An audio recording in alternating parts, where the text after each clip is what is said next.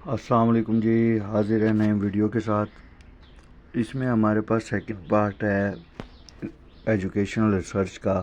पहला part upload कर दिया गया है, जो इसका लिंक है वो मैं डिस्क्रिप्शन में दे दूंगा पहले पार्ट का, वो भी आप चेक कर लेंगे। इससे ये होगा कि एजुकेशन रिसर्च के रिलेटेड जो भी क्वेश्चंस होंगे वो इंशाल्लाह आपके 100% कवर हो जाएंगे।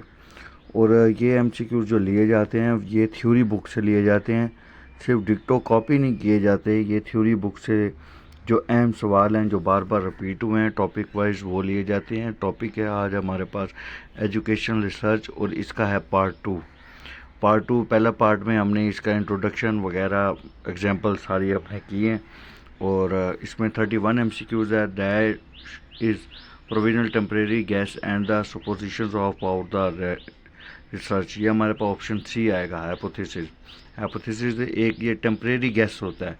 टेम्परेरी गैस होता है प्रॉब्लम्स को सॉल्व करने के लिए। नल हाइपोथेसिस बहुत दफ़ा सवाल रिपीट हो गया। ये null hypothesis is also called conjecture. Conjecture ये ऑप्शन ए है हमारे पास। इसमें ऑप्शन ए है। रिसर्च हाइपोथेसिस को और है इसका ऊपर, इसे अल्टरनेटिव कहते हैं। और अल्टरनेटिव हाइपोथेसिस आल्सो कॉल्ड हमारे पास ये हाइपोथेसिस के एग्जांपल्स हैं। इसमें रिसर्च हाइपोथेसिस हम कहेंगे, इसे रिसर्च हाइपोथेसिस कहेंगे अल्टरनेटिव में। और directional and non directional are the part of research hypothesis. Option B is a correct answer है। इसमें ये आप चेक करेंगे और इसके मार्क्स आपने लाजमी बताने हैं कि आपने कितने आउट ऑफ 30 में से कितने मार्क्स लिए हैं जो आपको 100% आते थे। पहले खुद सॉल्व किया करेंगे। Dash is the systematically interpreting work done by the researcher. और जो पहले से वर्क डन हो रिसर्च वो लिटरेचर रिव्यू में है जी। लिटरेचर रिव्यू जो पहले से हमारे पास लाइब्रेरी भरी पड़ी है लिटरेचर रिव्यू के साथ, तो उसे dash is the group of interest from researcher from where are research collect samples. वो अहम है जी। कहाँ से सैंपल लेते हैं? पॉपुलेशन से लेते हैं। ऑप्शन नंबर ए आएगा हमारे पास। रिसर्चर कलेक्ट सैंपल्स को कलेक्ट करेंगे, कहाँ से करेंगे? पॉपुलेशन से। Dash is small proportion of population selected by a specific procedure for observation and analysis. Dash is a small proportion. ये हमारे पास क्या है जी? ऑप्शन बी सैंपल को स्मॉल प्रोपोर्शन का लफ्ज़ जहाँ आएगा वो सैंपल है। Dash process. अब ये पूरा प्रोसेस है जी। कौन सा है जी? Selecting a few individuals for study के लिए फ्यू इंडिविजुअल्स का जो प्रोसेस है सिलेक्टिंग का वो है ऑप्शन सी। इसमें हमारे पास आएगा सैम्पलिंग को हम क्या कहते हैं जी? प्रोसेस कहते हैं। Selection of new data. और dash every individual of the population has equal chance, जहाँ पे प्रोबेबिलिटी भी कहते हैं इसे, ठीक है, और रैंडमाइजेशन भी कहते हैं। ऑप्शन डी आएगा। रैंडम सैम्पलिंग में सबको इक्वल चांस होता है, कोई भी सिलेक्ट हो सकता है। और रैंडम और every individual of the population has no equal chance of the selection. जो नो इक्वल चांस है नॉन प्रोबेबिलिटी भी कहते हैं इसे। इसमें इक्वल चांस सबको ना हो तो वो नॉन रैंडम सैम्पलिंग भी कहते हैं, नॉन प्रोबेबिलिटी भी कहते हैं। ऑप्शन डी है। और data collects from all population instant of a sample. All population जब भी होगा हमारे पास ये सेंसस स्टडी के लिए तमाम पॉपुलेशंस को इंक्लूड करेंगे, जैसे अभी सेंसस हुई है तो ये मर्दमशुमारी स्टडी के लिए। Every individuals of a population has equal chance.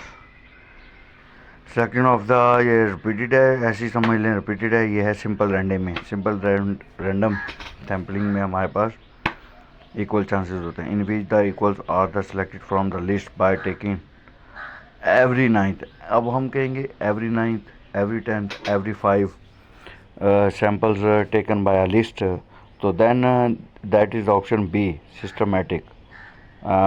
Correct answer is option B. Different clusters or the groups are selected from population entirely। Clusters और ग्रुप्स कहाँ पे सिलेक्ट होते हैं? ये हमारे पास ऑप्शन सी, नाम से भी ज़ाहिर है। क्लस्टर्स को हम ग्रुप भी कहते हैं, ठीक है, लेकिन उन ग्रुप को में से अगर हम सब ग्रुप तो बना दिए जाएं कि इन इन करेक्टरिस्टिक की अलहदा बना दें, इन मेंबर्स का अलहदा बना दें। कॉमन करेक्टर्स हासिल करने के लिए जो हम सिलेक्शन करेंगे स्ट्रेटा ये ऑप्शन डी है, स्ट्रेटिफाइड ऑप्शन डी हमारे पास ये सैम्पलिंग कहलाएगी जब सिमिलर करेक्टर्स को अलग करेंगे। Population is compose of the several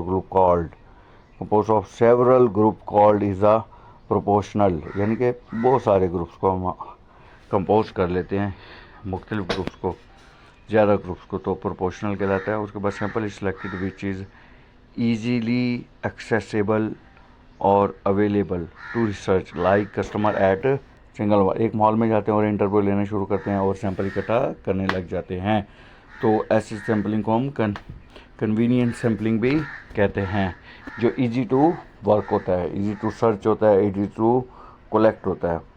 तो उसके बाद रिसर्चर बिलीव दैट द सम, अब रिसर्चर अपने ही दिमाग से सोचता है और कहता है कि यार इन सब्जेक्ट को अगर मैं करूं तो मेरा मसला हल हो जाए, तो वो है परपोजिव। और sample selected based on fixed quota, यानी कि ये नाम से ही ज़्यादा है, कोटा सैम्पलिंग कहते हैं, जो फिक्स कोटा हो गया, इतने परसेंट यहाँ से लेने, इतने परसेंटेज वाइज फी क्लास के आपने बच्चों को सिलेक्ट करना है, तो वो परसेंटेज जो फिक्स परसेंटेज होगी दैट इज़ कॉल्ड कोटा, जिसमें मेल्स को अलग कर दिया 50% और 50% फीमेल को। और approaches any subject who further refers any other subjects, who further, यानी कि जो चेंज हो, इसे हम कहते हैं चेन सैम्पलिंग भी कहते हैं। तो dash is D, option D chain sampling, यानी कि एक चीज़ से दूसरे को पकड़ना, जैसे ड्रग एडिक्ट्स को पकड़ लिया नशे को और उससे पूछा कि जी नेक्स्ट कौन है, तो ये बड़े कम होती है। और ये हमारे पास ऑप्शन डी है, यहाँ पे रूटीन से हट के केसेस को सिलेक्ट करना। उसके बाद ऑप्शन 52 है the occurs when the population and excluded on the sampling fall, इसमें हमारे पास ऑप्शन ए है, यानी कि कौन सी ऐसी चीज़ें हैं जो सिस्टमेटिकली एक्सक्लूड कर देंगे, निकाल देंगे, यानी कि हम सैंपल इकट्ठे करते करते जो चीज़ एक्सक्लूड करेंगे वो सैम्पलिंग ब्यास आएगा।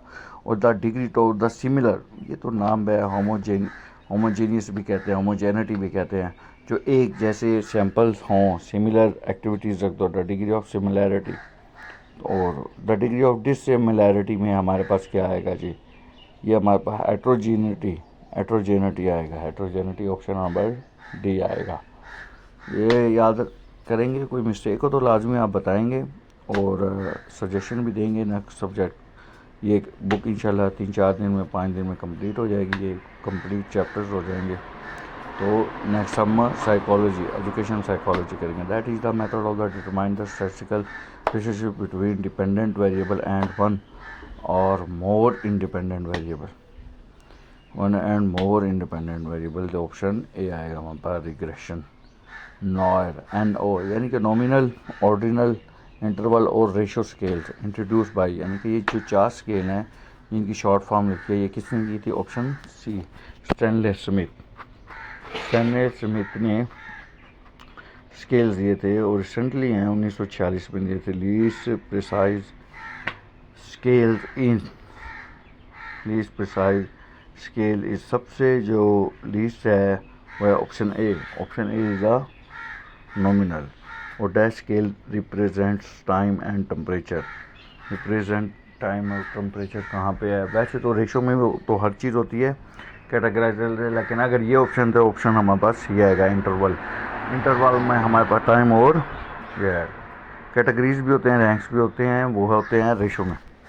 और हाईएस्ट मोस्ट एक्यूरेट स्केल नाम से लगता है, अगर सबसे कम नॉमिनल है तो हाईएस्ट स्केल हमारे पास NOIR, ऑर्डिनल, इंटरवल, रेशो, ये हमारे पास रेशो होगा जी, option number D highest most accurate scale is option D आएगा हमारे पास। और उसके बाद है जी, अब इस बुक के बाद हम MCQs जो बना के हम करें, इसके बाद हम बहुत मेजर टॉपिक्स जो हैं हमारे पास, जिसमें स्केल्स भी है, हाइपोथेसिस की है, करिकुलम की टाइप्स भी हैं, वो हम डिटेल में करेंगे। Data can categorize graphically representation option, ये हमारे पास लेक्चरार के पेपर में आ चुका है, इसमें आएगा ऑप्शन ए हमारे पास आएगा bar graph is a correct answer है। तो इस वीडियो को लाइक करें, शेयर करें, और इसके सब डिस्क्रिप्शन में मैंने इसकी फ़र्स्ट वीडियो का लिंक लाजमी दे दिया है, वो लाजमी वॉच करेंगे और जिससे हमारे पास ये पूरा चैप्टर कंप्लीट हो जाएगा एजुकेशन से। इसमें 8-10 क्वेश्चन तो हर स्टूडेंट आते हैं, तो ये कवर